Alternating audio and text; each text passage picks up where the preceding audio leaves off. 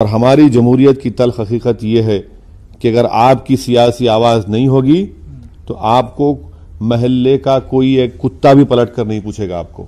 अस्सलाम वालेकुम रहमतुल्लाहि व बरकातुहू। जी हाँ दोस्तों, मैं एहतिशाम निज़ामी कासमी। आज की इस वीडियो में 3 बड़े आलिमों के ताल्लुक़ से हम बात करने जा रहे हैं। पहले मौलाना अरशद मदनी साहब, मौलाना बदरुद्दीन अजमल साहब और मौलाना शेख मक्की अल हिजाज़ी साहब के ताल्लुक़ से। आप सबसे गुजारिश है कि ये वीडियो बहुत ख़ास होने जा रही है, इसको देखें और तमाम लोगों के साथ इसको शेयर करने की भी कोशिश करें। दोस्तों, पार्लियामेंट में राहुल गांधी के बयान के ताल्लुक़ से मौलाना सज्जाद नुमानी साहब के बयान के बाद अब मौलाना अरशद मदनी साहब का बयान भी सामने आ गया है।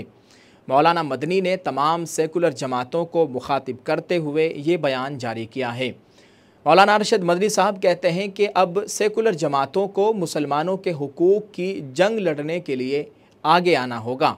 हम उम्मीद करते हैं कि राहुल गांधी की पैरवी करते हुए दीगर अपोजिशन लीडर भी बेखौफ होकर पार्लियामेंट में तशद्दुद, नफ़रत और नाइंसाफ़ी के ख़िलाफ़ आवाज़ उठाएंगे। ये सच है कि दुनिया का कोई भी मज़हब तशद्दुद की इजाज़त नहीं देता। पार्लियामेंट में राहुल गांधी ने कहा था कि किसी भी धर्म में हिंसा की इजाज़त नहीं है, लेकिन बीजेपी के लोग धर्म की आड़ में हिंसा, तशद्दुद फैलाते हैं। इस तरह से राहुल गांधी ने पार्लियामेंट में कहा था। और इसी ताल्लुक़ से मौलाना अरशद मदनी साहब ने कहा कि सच है कि दुनिया का कोई भी मज़हब तशद्दुद की इजाज़त नहीं देता। तो मौलाना अरशद मदनी साहब के इस बयान के आने के बाद अब कुछ लोग सवाल कर रहे हैं कि एक शख्स इतने दिनों से पार्लियामेंट में मुसलमानों के हुकूक़ की जंग लड़ रहा है, तशद्दुद, नाइंसाफ़ी के ख़िलाफ़, मॉब लिंचिंग के ख़िलाफ़ आवाज़ उठा रहा है, उसकी हिमायत में, उसके ताल्लुक़ से कब मौलाना अरशद मदनी साहब का बयान आएगा? इस ताल्लुक़ से लोग सवाल कर रहे हैं और सवालात करने भी चाहिए। आप इस ताल्लुक़ से क्या कहेंगे? कमेंट में लिखकर ज़रूर बताइएगा। और वो कौन शख्स है जो इतने दिनों से चीख रहा और चिल्ला रहा है, कमेंट में उनका नाम ज़रूर लिख दीजिए। तो दूसरी जानिब आपको बताते चले, मौलाना बदरुद्दीन अजमल साहब के ताल्लुक़ से हम आपको बताएं। मौलाना बदरुद्दीन अजमल साहब दारुल उलूम देवबंद की मजलिस शूरा के रुकन हैं, एक बड़े बिजनेसमैन आदमी हैं और एक नेक तबीयत के मालिक आलिम दीन हैं। उनके ताल्लुक़ से आपको बताते चले, अभी उन्होंने धुबरी आसाम से लोकसभा का इलेक्शन लड़ा था, वो हार गए थे। उनके सामने कांग्रेस पार्टी के उम्मीदवार रकीबुल हसन साहब 10 लाख वोटों से उन्होंने जीत हासिल की थी। उनका भी खूब चर्चा हुआ था। इसी बात का जिक्र करते हुए कांग्रेस पार्टी के एक सांसद ने पार्लियामेंट के अंदर मौलाना बदरुद्दीन अजमल साहब को सांप्रदायिक शक्ति बताया। क्या मुसलमान इस तरह से अपने उलमाए किराम के ख़िलाफ़ इस तरह की बयानबाजी को बर्दाश्त करेंगे? ज़रा सुनिए, कांग्रेस पार्टी के ये सांसद है गौरव गोगोई, जो कि जोरहाट आसाम से सांसद हैं। इन्होंने क्या कहा है?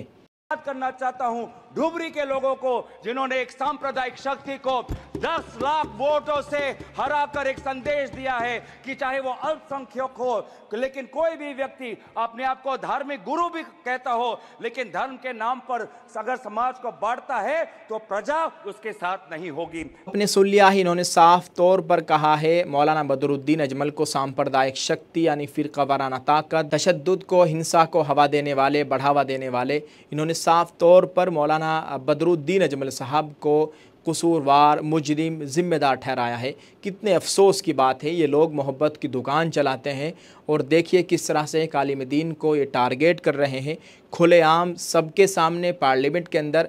और इनके पीछे बैठे हुए रकीबुल हसन साहब, जो कि वहाँ से जीत के आए हैं, वो खूब हंस रहे हैं। अल्लाह ताला हिफाजत फरमाए।